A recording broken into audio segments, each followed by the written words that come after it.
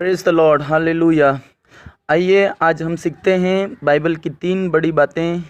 बारी अर्थात गेत्समनी बारी जहाँ पर यीशु ने प्रार्थना किया, कलवरी अर्थात वो पहाड़ जहाँ पर यीशु क्रूस की मृत्यु मरे, और कब्र जहाँ पर यीशु का पार्थिव देह अर्थात यीशु का शरीर रखा गया। बारी, कलवरी और कब्र, ये तीनों बातें यीशु के शरीर में होके जाने वाली वस्तुएं थी। बारी का मतलब होता है प्रार्थना करने की जगह, जहाँ पर प्रार्थना करने के लिए यीशु अपने चेलों को लेके गया। और यीशु ने अपनी ज़िंदगी में जब भी प्रार्थना किया, पिता ने जवाब दिया और यीशु और पिता एक साथ रहे। लेकिन जिस समय गेत्समनी बारी में यीशु गए, उस समय यीशु ये निर्णय लेके गए कि मैं दुनिया के पाप का बोझ लेके जाता हूँ और उस बोझ को मैं डाल दूँगा, उस बोझ को मैं नष्ट कर दूँगा और लोगों को पिता से मिला दूँगा। तो पाप का बोझ जैसे यीशु ने लिया, तो जब ले करके वो दर्द जो कलवरी पहाड़ पर होना था उसको लेख के दुखी होकर प्रार्थना किया। 3 बार प्रार्थना किया, पहली बार, दूसरी बार, तीसरी बार एक ही प्रार्थना किया, हे पिता, हो सके तो यह कटोरा मुझसे टल जाए, मेरी नहीं तेरी इच्छा पूरी हो। मत्ती 26:44 में लिखा है। 3 बार यीशु ने प्रार्थना किया, लेकिन 3 बार प्रार्थना करना का आंसर क्या हुआ? कोई स्वर्ग से आंसर नहीं दिया गया, कोई उत्तर नहीं दिया पिता ने, क्योंकि पिता पाप के साथ समझौता करता नहीं। यीशु पवित्र है, लेकिन उसने दुनिया का पाप अपने ऊपर लिया, तो पिता ने बोला कि उस पाप का दंड आपको भुगतना है। 3 बार प्रार्थना, नो आंसर, स्वर्ग से कोई उत्तर नहीं मिला। यीशु ये बोझ लेके कलवरी पहाड़ पर चढ़े और बड़ी कठिन मृत्यु मरे और क्रूस के ऊपर मरे। क्रूस पहले यीशु के शरीर के ऊपर था, बड़ा बोझ था। 3 बार गिरे, फिर उठे और ऐसा करते करते करते क्रूस के ऊपर कलवरी पहाड़ के ऊपर ले गए, क्रूस को खड़ा किया गया। अब यीशु का शरीर क्रूस के ऊपर था, दोनों एक दूसरे को घायल करने के लिए। क्रूस का बोझ यीशु के ऊपर और यीशु क्रूस के ऊपर। बड़ी कुर्बानी, बड़ी बलिदान, जो देवताओं को खुश करता, जो परमेश्वर को खुश करता, वो बलिदान हो गए। और क्रूस का पाप का बोझ यीशु ने नष्ट करने के लिए, और यीशु क्रूस के ऊपर चढ़ करके पूरा बलिदान हो गए। और वहाँ पर एक प्रार्थना और किया, क्योंकि ये दुख सहन से बाहर था। यीशु ने मत्ती 27:40 में प्रार्थना किया, हे मेरे पिता, तूने मुझे क्यों छोड़ दिया है? अर्थात एली एली लामा शबक्तानी। इसका मतलब यही था कि मुझे क्यों छोड़ दिया। ये बड़ी गंभीर प्रार्थना थी।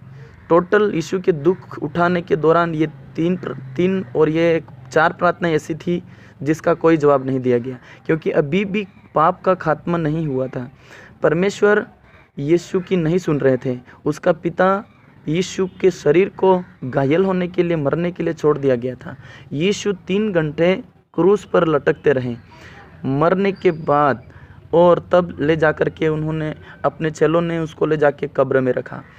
पर क्रूस के ऊपर भी स्वर्ग से कोई जवाब नहीं दिया गया। इतना बड़ा दुख उठा रहे हैं, स्वर्ग यीशु के लिए बंद था। लेकिन 3 दिन यीशु का शरीर कब्र में रहा। 3 दिन लाश बन करके यीशु कब्र में रहे। 3 दिन तक स्वर्ग से कोई आंसर नहीं। प्रिय भाइयों, देखिए, यहाँ पर कोई जवाब नहीं, यहाँ पर कोई जवाब नहीं, कब्र में भी 3 दिन तक कोई एक्शन नहीं। प्रियो, पाप का दंड भुगतने के लिए यीशु जिस प्रोसेस से होके गए, जिस प्रक्रिया से होके गए, वहाँ पर स्वर्ग बंद था, लेकिन यीशु निर्दोष थे। यीशु का शरीर निर्दोष था। पाप दूसरों का था, पाप संसार का था। इसीलिए यीशु क्रूस के ऊपर चढ़े, और ये पवित्र बलिदान थे यीशु, क्योंकि मेल बलि निर्दोष होना चाहिए। तो ये संसार का परमेश्वर के प्रति मेल कराने वाला बलि था यीशु। तो यीशु का शरीर निर्दोष था, लेकिन बलिदान हमारा था, पाप हमारा था। इसीलिए यीशु को भी छोड़ दिया गया। लेकिन तीसरे दिन एक्शन लेने के लिए स्वर्ग खुल गया। स्वर्ग से एक बड़ी सामर्थ तीसरे दिन कब्र पर उतरी, और यहाँ पर कोई लोग पहरेदार थे। पवित्र आत्मा का सामर्थ आया और यहाँ के ताले टूट गए, कब्र का पत्थर टूट गया। यीशु की लाश जो 3 दिन से कब्र में थी, जीवित होकर के बाहर आए और डबल सामर्थ्य से भरे हुए थे।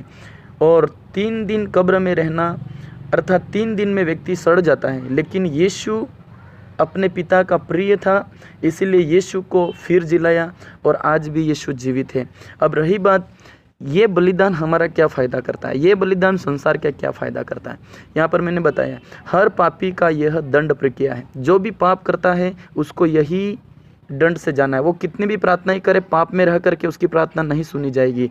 उसका बलिदान होना ज़रूरी है, उसको दंड भुगतना ज़रूरी है और उसको मृत्यु भी मरना बहुत ज़रूरी है, दुख उठाना बहुत ज़रूरी है। लेकिन इस पूरे प्रोसेस में दुनिया के लोगों का प्रार्थना जब उनके अंदर पाप होगा नहीं सुनी जाएंगी। लेकिन जब लोग यीशु के ऊपर विश्वास करेंगे और ये प्रार्थना मेरी थी, ये दंड मेरा था, ये कब्र मेरी थी, ऐसे करके विश्वास करेंगे, यीशु उनके पाप को क्रूस के ऊपर ठोक देता है और इनको निर्दोष बनाता है। तब चाहे मनुष्य का जीवन कब्र में सड़ी हुई लाश के जैसा क्यों ना हो, लेकिन जब वो यीशु को अंगीकार करेगा, यीशु ही प्रभु करके मानेगा, तो पवित्र आत्मा जो कब्र के ऊपर उतरा था, वही पिता का सामर्थ आज मनुष्य के जीवन को कैसी भी स्थिति में हो, जब वो निर्दोष बन जाएगा तो यीशु उसको बड़े सामर्थ्य से बाहर निकालेगा। यहाँ पर पहला पापी, दूसरा, तीसरा, चौथा, पांचवा, छठा, सातवां, आठवां, नौवां, 10वां, 11वां, ये सब पापी यीशु को मानेंगे तो ये निर्दोष साबित होंगे।